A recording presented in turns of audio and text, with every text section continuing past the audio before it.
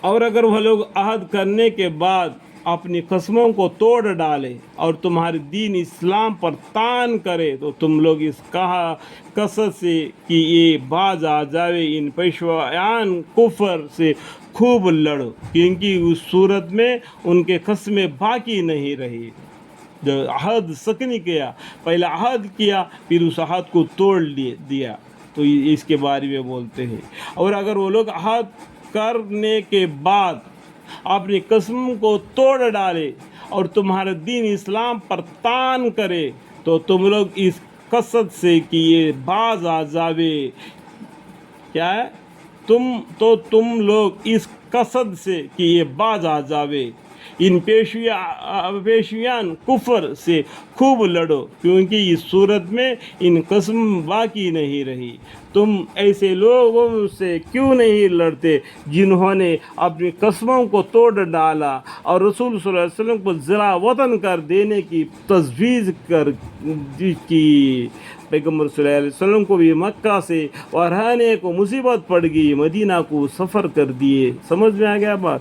تم ایسے لوگوں سے کیوں نہیں لڑتے جنہوں نے اپنی قسموں کو توڑ ڈالا اور رسول صلی اللہ علیہ وسلم کے ضلع وطن کر دینے کی تجویز کی، اور انہوں نے تم سے پہلے خود چھڑی نکالی؟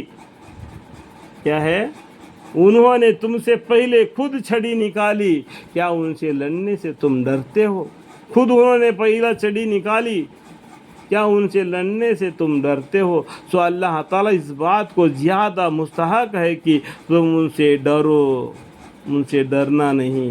اللہ تعالیٰ کیا بولتے؟ تو اللہ تعالیٰ اس بات کے زیادہ مستحق ہے کہ تم ان سے ڈرو۔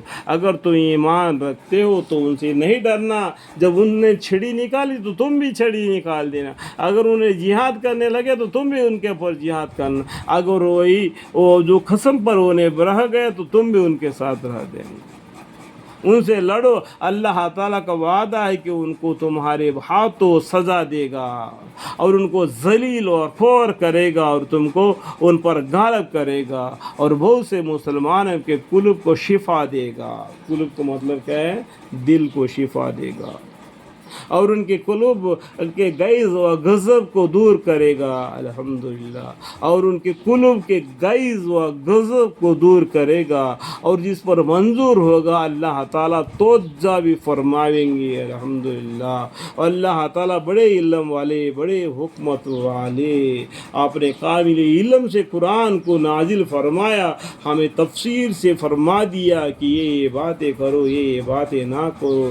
دشمنوں کو بھی پناہ چاہے تو اس کو پناہ دو، کلام الہی کو سناؤ۔ اس طریقے سے موقع دے کہ دین اسلام کی طرف اللہ تعالیٰ دعوت دیتے، توحید کی طرف دعوت دیتے۔ ایک اللہ کو چھوڑ کر دوسروں کو اللہ مانو مت، کیونکہ وہ بھی اللہ کے بندے ہیں، تو اللہ کے برابر اس کو مت مانو۔ انہوں نے اپنا زندگی بسر کیے اور چل دیے۔ آج ہم 1,24,000 پیغمبر آئے ہیں، ان کو ہم پیغمبر ہی مانتے، لیکن اللہ اور اللہ کے بیٹے نہیں مانتے۔ وہ پیغمبر ہے، اللہ کے ذریعہ سے انہوں نے دنیا میں آئے، پیغمبری بن کے ہماری ہدایت کرے اور کلمہ توحید کی طرف بلاتے، ایک اللہ کی عبادت کرنے کی طرف۔ الحمدللہ۔